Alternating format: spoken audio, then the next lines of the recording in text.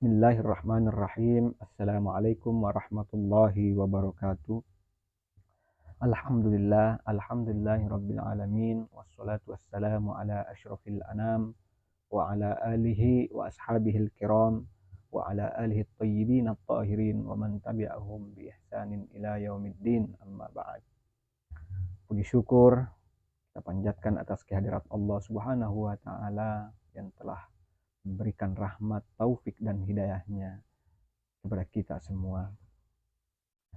Selawat serta salam tak lupa juga kita kirimkan kepada baginda Rasulullah Muhammad sallallahu alaihi wasallam sebagai rahmatan lil alamin, sebagai uswatun al-hasanah, sebagai khatamun nabiyyin, dan sebagai suri teladan yang baik bagi seluruh umat manusia. Pada kali ini Al-Fakir ingin menceritakan suatu kisah menarik dari Al-Imam Asy-Syafi'i ketika beliau berkunjung ke rumah Imam Ahmad bin Hambal. Jadi pada waktu itu, sebelum Imam Asy-Syafi'i berkunjung ke rumah Imam Ahmad bin Hambal, Imam Ahmad bin Hambal telah menceritakan kealiman Imam Syafi'i kepada anaknya. Tapi ketika beliau berkunjung ke rumah Imam Ahmad bin Hambal, justru anaknya meragukan apa yang telah diceritakan oleh ayahnya atau bapaknya, yakni Imam Ahmad bin Hambal. Ketika bertamu ke rumahnya, si anak ini mengadu kepada ayahnya bahwa dia meragukan kealiman Al-Imam Asy-Syafi'i. Karena pada waktu itu ketika beliau atau Imam Asy-Syafi'i berkunjung atau bertamu ke rumah Imam Ahmad bin Hambal, anak ini menyaksikan beberapa keadaan atau perilaku dari Imam Asy-Syafi'i yang menurut anak ini tidak sesuai dengan apa yang semestinya.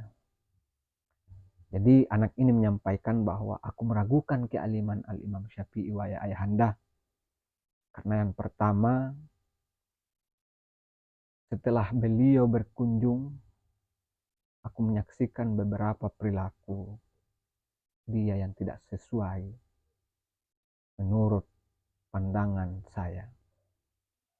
Yang pertama, ketika kita menjamu Al-Imam ini atau Imam Syafi'i ini, beliau begitu makan banyak, jadi banyak makan. Ya. Jadi itulah yang membuat aku ragu kealiman beliau. Dia merupakan seorang guru, sesuatu yang dianggap alim, mempunyai banyak murid, tetapi kok ketika kita menjamunya makan malam justru dia makan sangat banyak. Yang kedua, aku juga meragukan karena ketika mulai waktu tidur, beliau berbaring tidak melakukan sholat malam. Justru beliau hanya berbaring, tidur. Seharusnya bagi orang alim, beliau akan telat tidur malam karena sebelumnya dia akan sholat dulu. Kemudian yang ketiga, beliau juga ketika sudah waktu subuh, beliau langsung berdiri menjadi makmum ketika kita sholat tanpa sebelumnya mensucikan diri atau berwudu. Jadi ketiga hal inilah yang kemudian aku meragukan kealiman beliau. Banyak makan, tidak melakukan sholat malam. Kemudian yang ketiga adalah tidak wudu, langsung pergi sholat. Nah, mendengar keluhan atau alasan daripada keraguan anak daripada Imam Ahmad bin Hambal ini, langsung memanggil beliau Imam Asy-Syafi'i dengan melaporkan atau menyampaikan keluhan daripada keraguan daripada anaknya ini.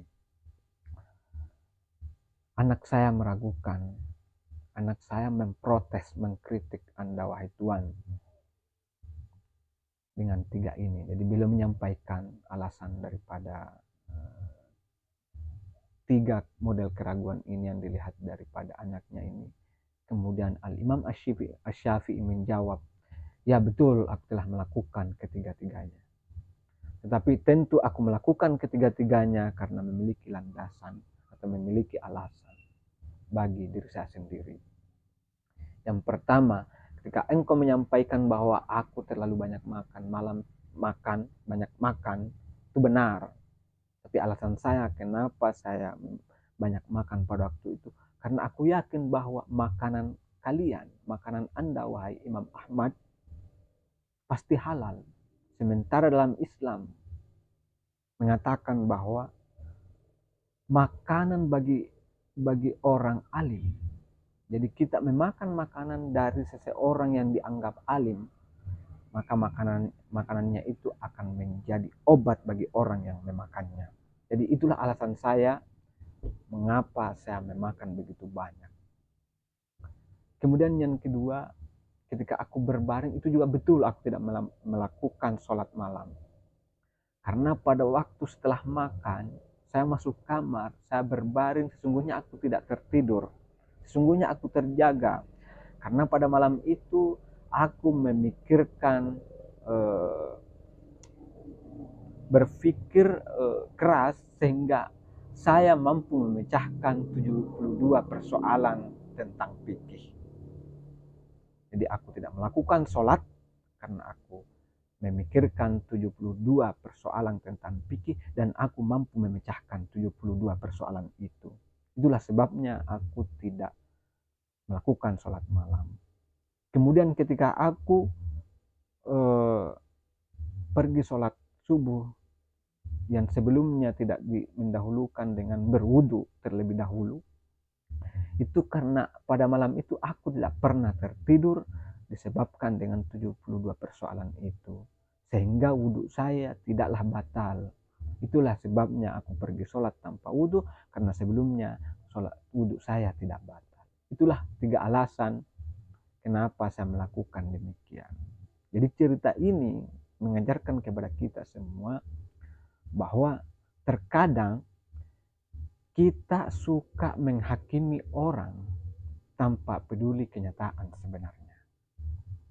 Ya, kita suka menghakimi seseorang, perbuatan seseorang tanpa memperdulikan kenyataan yang sebenarnya. Itulah yang ingin diajarkan atau yang bisa kita petik daripada kisah pertemuan Imam Asy-Syafi'i dengan Imam Ahmad bin Hambal ini. Sesuai dengan atau terkait dengan cerita ini, di dalam Al-Quran pun Allah sudah menjelaskan, mengatakan bahwa ya ayyuhalladzina amanu jtanibu katsiran minadh dhanni inna ba'dadh dhanni ism. Bahwa wahai orang-orang yang beriman, jauhilah banyak dari prasangka, sesungguhnya sebagian prasangka itu dosa. Jadi kesimpulannya, janganlah kita selalu banyak berprasangka buruk kepada orang lain, karena belum tentu apa yang kita lihat sesuai dengan kenyataan yang sebenarnya. Mungkin itu saja yang sempat Al-Fakir sampaikan. Mudah-mudahan bermanfaat bagi kita semua, terkhusus bagi pribadi saya sendiri. Sekian. Wallahu muwaffiq ila aqwamit thoriq. Assalamualaikum warahmatullahi wabarakatuh.